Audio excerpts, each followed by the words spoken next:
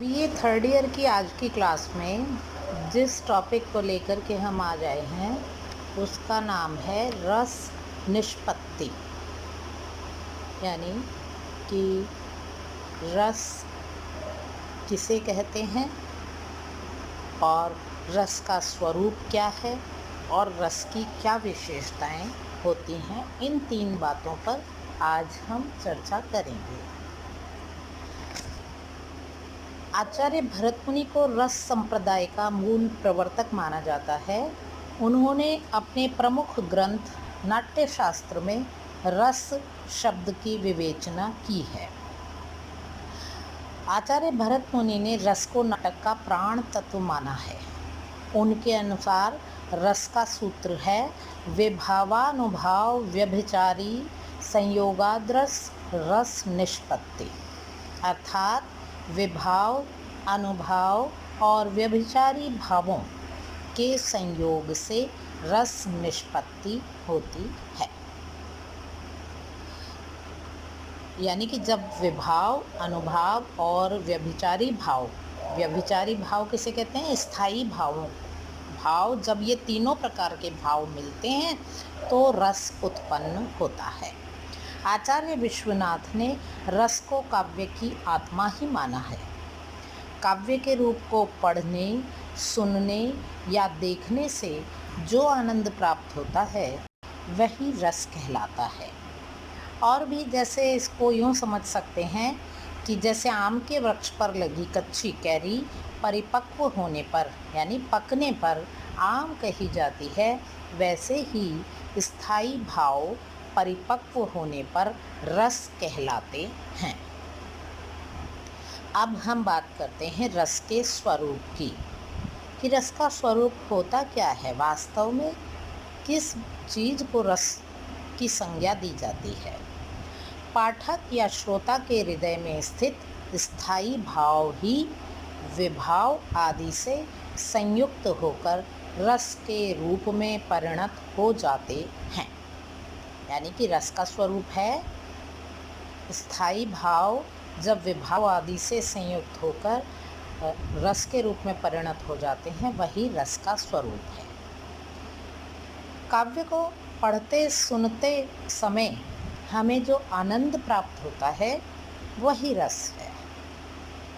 यानी किसी भी काव्य रचना को पढ़ते सुनते सुनने के दौरान जो जिस आनंद की प्राप्ति हमें होती है वस्तुतः रस वही है।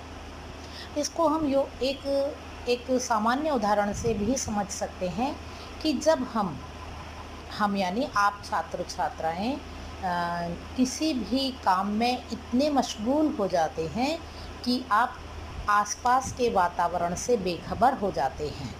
जैसे यदि आप पढ़ाई कर रहे हैं या आप खेलने में मशगूल हैं या आप कोई मनपसंद नाटक देखने में मशगूल हैं और आपका खाना पानी ये सब जो है इनके प्रति आप उदासीन हो जाते हैं, माता के द्वारा लगाई गई आवाज़ भी अनसुनी हो जाती है, आप बेखबर हो जाते हैं, तो वह अवस्था ही रसयुक्त अवस्था होती है।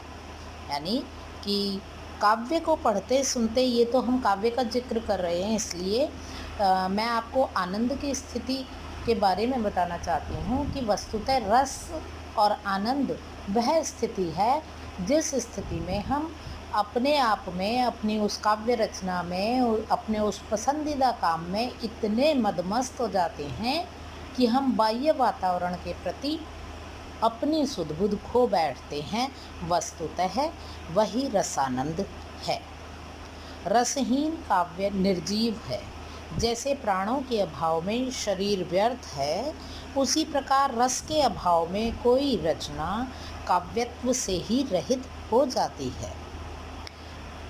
और भी कहें कि अलंकार जहाँ काव्य की शोभा बढ़ाते हैं, वहीं रस काव्य में शोभा उत्पन्न करते हैं।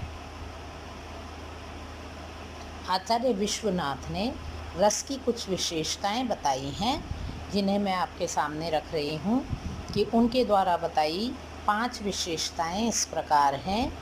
पहली विशेषता, रस आस्वाद रूप है, यानी कि इसका आस्वादन ही किया जा सकता है। रस की प्राप्ति हमें आस्वादन के रूप में होती है। दूसरी विशेषता, रस ब्रह्मानंद का सहोदर है, यानी कि जितना आनंद ब्रह्मानंद में लीन होकर के हमें आता है, अनोखे आनंद से हम अभिभूत हो जाते हैं, रस भी उस ब्रह्मानंद का सहोदर है।